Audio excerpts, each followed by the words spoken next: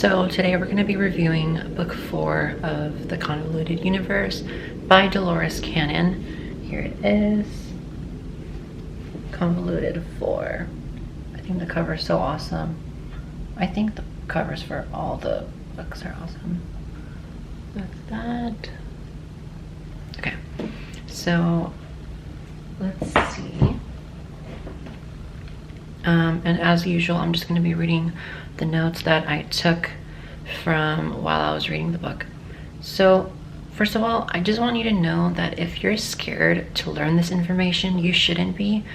If you have the fear of this information being like evil or for some reason demonic, you're already off to a bad start. And if you come in learning this information with a neutral mindset, you're going to be off to a better start, because from then on you can choose if it's good or bad, according to what you believe is good or bad.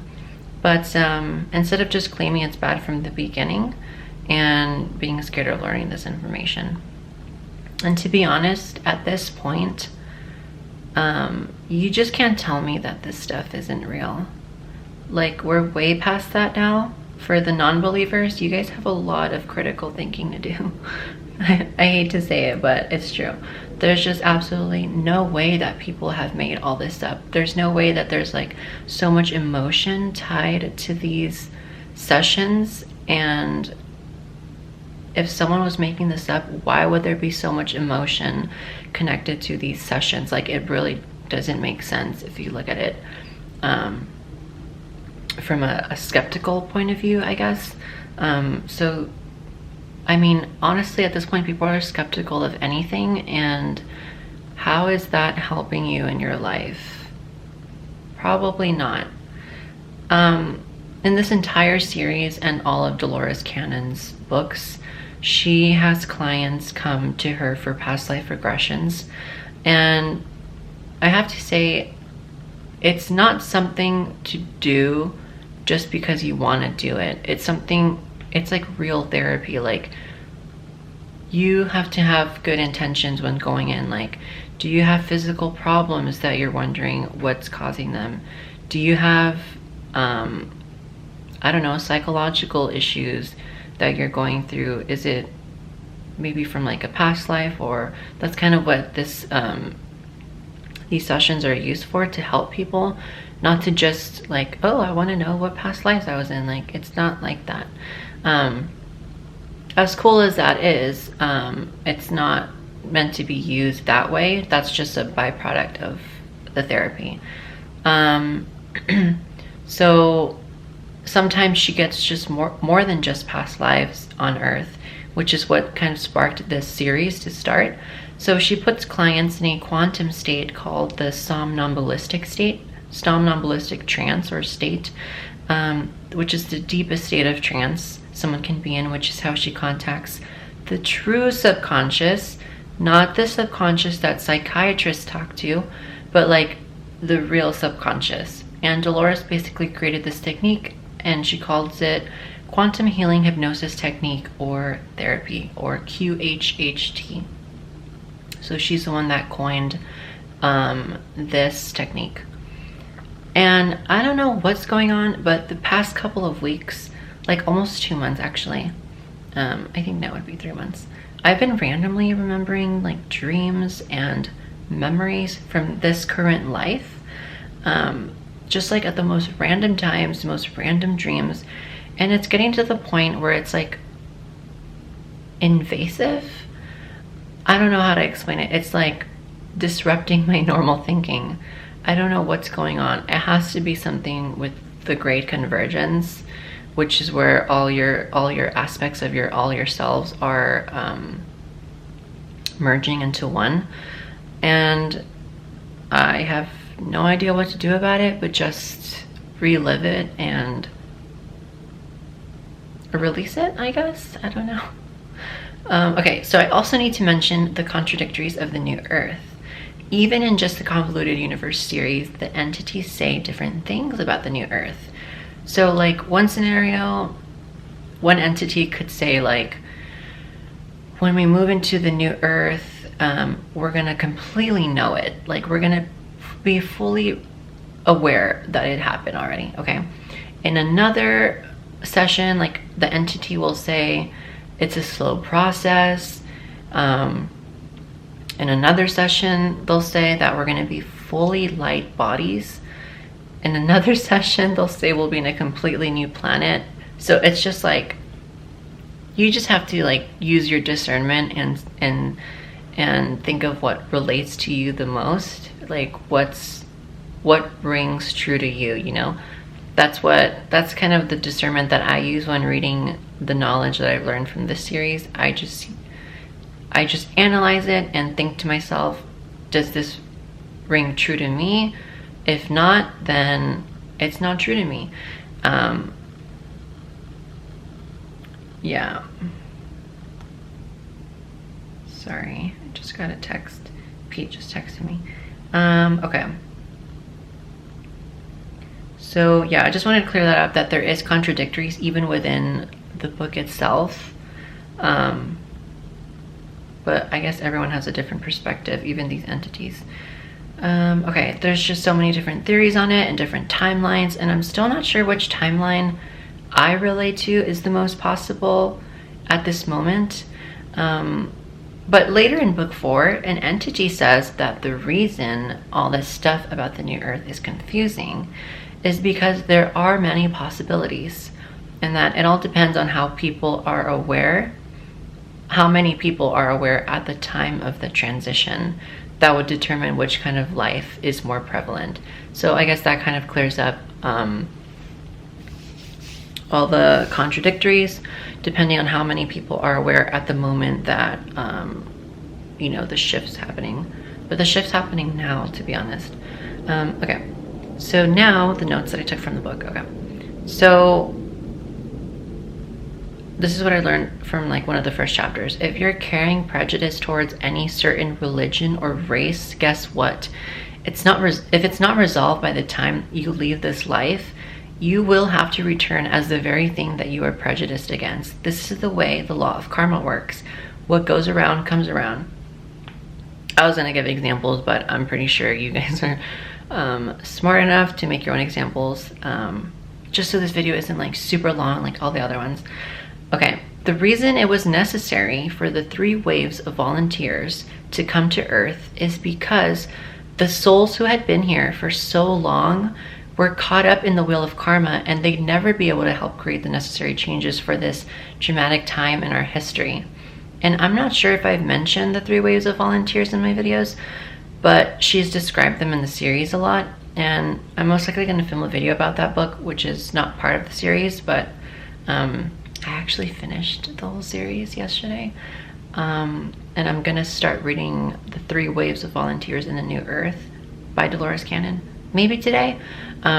It's another big book, but it's not part of the Convoluted Universe series, so it's not going to be included in the playlist or with any of these videos. But I'm really excited to read that, and yeah, I was gonna say something else, but whatever. So, okay, there's a case where her client has HIV, and after the session was finished, he realized and learned his life lesson from having HIV.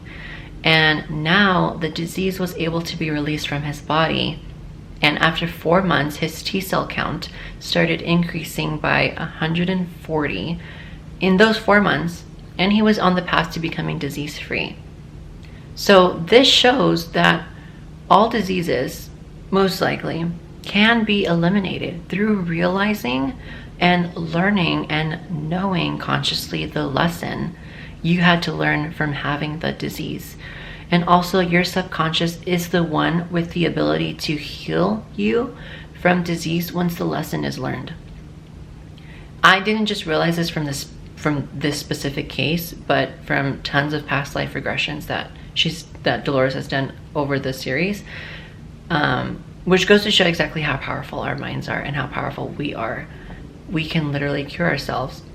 And I have to mention, and Dolores always mentions this in the series, she is not the one doing the healing. She is just the, I forgot the name of it.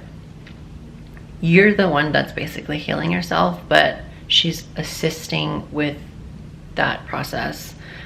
She's not doing the healing, you're doing the healing to yourself, and it has a lot to do with you believing in it as well, or else it kind of won't work. In one of the cases, the client was in the dimension between death and life, and he could see himself at a table with his family in this like etheric realm, right? He didn't call them his family, actually, he called them his group. And he could see the ones that were sitting closest to him, in terms of distance. They were the brightest ones. Like, they were glowing super bright, and the ones that were further away from him were dimmer in their light. And supposedly that's because the ones that were dim were already incarnated and, you know, like in another planet or another dimension or whatever. And a fractal of their soul remains at this etheric realm, which I think they were in the Akashic records. Correct me if I'm wrong, I'm not sure. But anyway, that means the ones that were shining super bright next to him haven't yet chosen their next incarnation, but we're gonna do so. So I guess you would say like their full soul was there attending the etheric space that they were in, and all the dimmer ones had split their souls already into other incarnations. The subconscious of another client left this amazing parting message that I want to share with you guys. Okay, this is what it said. So the subconscious said, "The love you are seeking is within you, and we shower you continuously with love. Open your heart to feel it. Do not think the love has to come through beings and little ones. True love comes from source, and true love is showered down through you. Look no further. Feel within yourself and know that we are always with you. Never are you alone, ever. We bow to your greatness. We bow to your dedication. We uplift you, so do not take any sorrow forward. There is no such thing. We love you." That was awesome.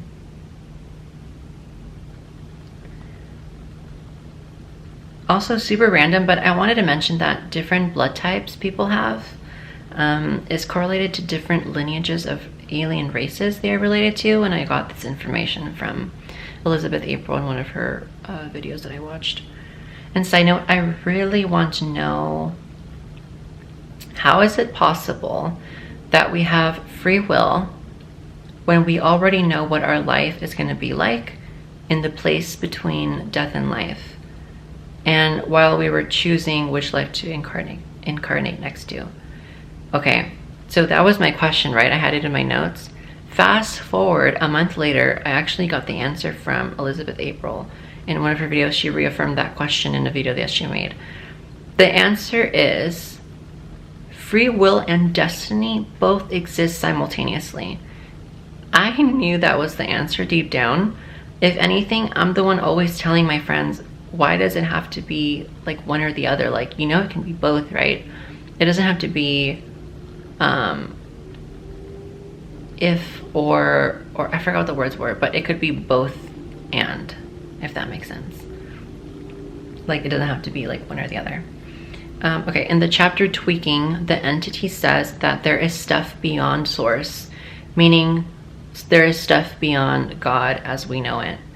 You go through source to this other dimension, and even beyond that, there's more that even the brain can understand. That's what it was saying. So I have a little picture of the dialogue here. So the entity was saying, understand that there are various levels of creator. There are creators, and then there are, as you say, the mothers and fathers of those creators. So, and there are mothers and fathers of those creators. So there's like a never-ending chain of, I guess you would say, God. Because like, who created God? God has, you know, a mother and a father as well. There are so many different levels that it is hard to conceptualize with the human brain in the capacity that it chooses to use for the present. It is hard to conceptualize. There is beyond creator, and this is to go beyond creator for creation on the other side. And then Dolores said, this is one of the questions people have asked me when I talk about God or the source. They ask, who created him? Is that what you're talking about? And the entity says, yes. And Dolores says, in that way, it would go into infinity, wouldn't it? And the entity says, yes. And Dolores says, so then there really was no beginning way back there. I'm trying to understand. And the entity says, yes, but the beginning is also the ending, which is also the middle, which is also right now. Hence, simultaneous time. If you guys are following all my other videos, you kind of already catching on to all this crazy information. So also the entity said why spacecrafts are spherical, and I think it was that same chapter. So the reason why spacecrafts are spherical is because there are many consciousnesses on this planet. Some are viewed as orbs. Those are consciousnesses.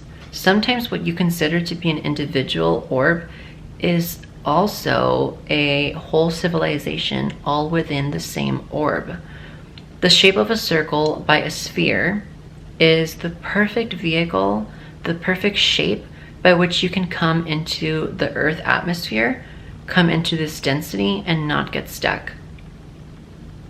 I think this has to do with like sacred geometry somehow, but they didn't really explain much. But the shape of a sphere is perfect for this Earth density in allowing to view, to look, to travel, and to experience without getting stuck in this plane.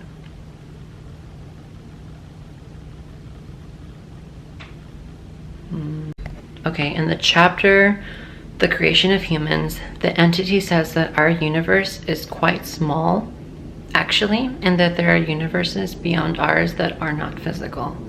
And I thought this was really cool from the chapter, Separating from the Source. So it's like a little picture I took from the book. Crystals are an energy force that are beyond your wildest imagination. You don't know how to use them. You have forgotten. Actually, the power has been taken away. Other civilizations had misused the power, so it was taken away, and we know who it was. It was the Atlanteans. And then Dolores says, so now we have to get the knowledge back. And the entity says, many of the crystals are sleeping. Some of the crystals on this planet are still alive, but they can be, and they're meant to be, reawakened. And you reawaken through vibration. The vibration can be done many different ways. It can be done by focusing on intent, and she knows how to do this, reaching up into those grid lines, and there are many levels. There's not just one. She's only seen one. There are many, many layers of these energy fields around the Earth. The one she must reach out to is the farthest. It's the purple one. She needs to remember to work with the purple one. She's been working with the green one. So they're talking about the grid system on planet Earth. And I think the 3 Waves of Volunteers book talks a little bit more about that, because I read that there was a chapter on it. And yeah, so that's what they're talking about, the grid system of planet Earth. In the chapter Creating Energy, Dolores tells the entity that when people become human, they use energy in ways that are not so good, in which we obviously know there's a lot of bad people, or what we would call bad people. The entity responds with this. Right, but that's because everything has a right to be what it wants to be. Everything serves a purpose. Everything that is there, every single wave of creation, every energy creation is saying that this is what I want to see, what I want to be, but it's all energy. And therefore it can never be right or wrong, because all energy is the sum and substance of everything.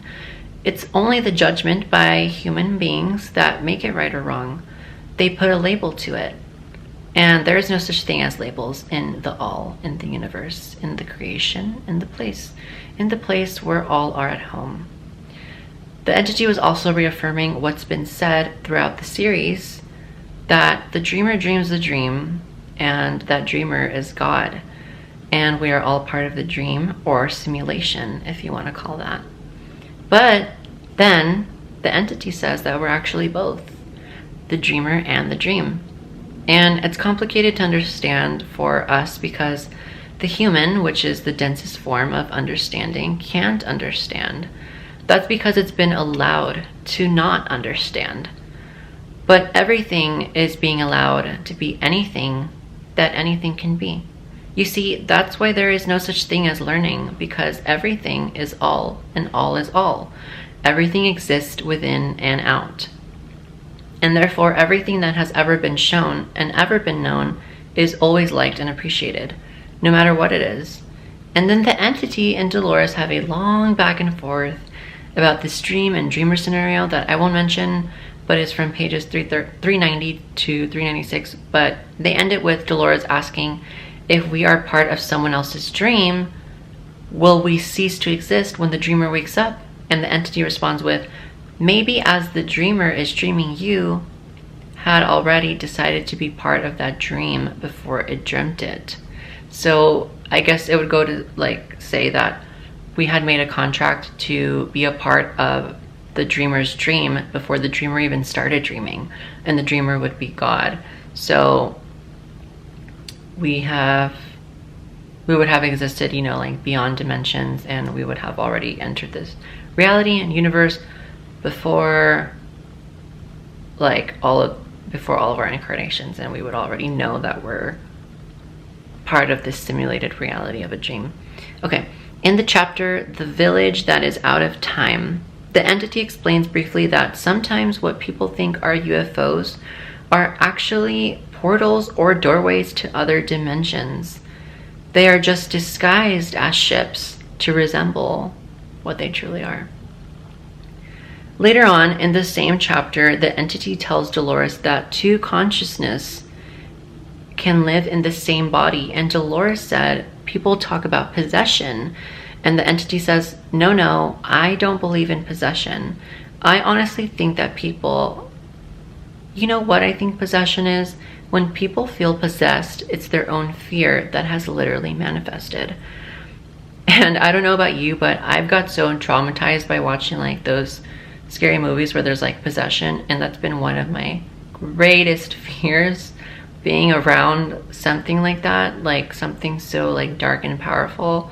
And I don't know why it like always like triggered so much fear in me, but and like forever, I swear I've like always like thought like how scary it would be to like come across something like that. And anyways, the entity says that if there's two consciousnesses in one body, the indwelling soul, which is the primary soul, is always in control. So it's not possession. The new soul is just observing what's going on. In the chapter, The Embodiment of an Aspect, the entity tells Dolores that the client is talking to that the client it's talking to now is just an aspect of its oversoul, and its oversoul, which is the entity, sends out tons of aspects or fragments of its soul to other planets that are in need of spiritual enhancement, and just by incarnating on those planets, it is heightening the vibrations of those planets. Hopefully that makes sense. So this is kind of how like they kind of described it. So like take your hand, for example, right? Oh my god, you can totally tell that I'm wearing makeup because my hand is so much lighter than my face. So funny. Okay, I'm not gonna put my hand out, but put your hand out, and do you see how you have one hand, but every finger is different? So that's kind of how they described it in the series. The different aspects of your soul, it's all one, but they're all manifested in different and incarnated in different planets and dimensions as well. So time and time again throughout this book, the subconscious from all these clients says that looking back at past lives is not important anymore, because we need to be thinking of our future and creating that. And also because karma is starting to be completed by mostly everyone, since karma won't exist in the new earth. And supposedly we have ego for a reason here on earth. If you don't have ego, you don't go forward. And it's part of the life force, yet it's seen as a curse by us. It's what keeps us going. But honestly, to me, doesn't ego keep you from moving? At least personally, that's what I believe. Like people that are so egotistical and can't let their ego go for a second, like isn't that holding them back? But then the entity says the opposite. That is actually what keeps you going forward. I mean, I guess you can use it for both. I guess it just depends on how you're using it, I guess. So in the chapter, The Backdrop People, the entity says there are people who don't have a purpose. They are meant to just live, breathe, work, and die. This is what the entity is saying, okay? Their lives are just a backdrop. Just how a movie has extras in it for a backdrop, these backdrop people essentially play the same role. These backdrop people are slaves that go from one star system to the next, and they are used as a backdrop. And when Dolores asked if these backdrop people chose this before incarnating, the entity said no, not so much chose. They're kind of like slaves. They're taken from one place to another to do whatever they need to do there because they are just energy. I explain more about that in the next video, because book 5 talks more about that. In the chapter, The Fragments Reunite, I guess I was right earlier about the Great Convergence. The client in this chapter, her subconscious was saying that all her fragments of herself in all dimensions are converging into one, and this is part of the process of ascending into the new earth. So Dolores was asking her, if the integration process is just beginning now, what is it all going to lead to ultimately? And the client said, a lifting into a unified whole. More wholeness can function within each individual. It is more like there is a thread, a kind of a unifying thread that is going to be coming into everything. Everything will feel more connected to everything else everywhere. Everywhere, everything will be lifted into another dimension. And Dolores said, what will that other dimension be like? Can you tell us anything about it? And the entity says, it is like an interwoven fabric that suddenly aligns everything to awareness of essence. And Dolores said, so when we reach that part, will we no longer have individuality? And the entity says, no, there will be individuality. There will be just more threads of unity available in functioning. Individuality is changing to some extent, and there is more of an overlay of wholeness. Oh, I need to show you this. I have to go on my Instagram though to look at it because I don't have it on my phone anymore. Okay, I'm going to show you these pictures because I wrote it down on my thing to show you pictures. Okay, so these were in the book, okay? Finally, some proof, right? Okay, I'm gonna try to like zoom it in. Do you see that? Okay. Do you see that? I'm trying so that it doesn't like reflect off of the phone. Do you see that, guys? It's just because there's a lot of pictures.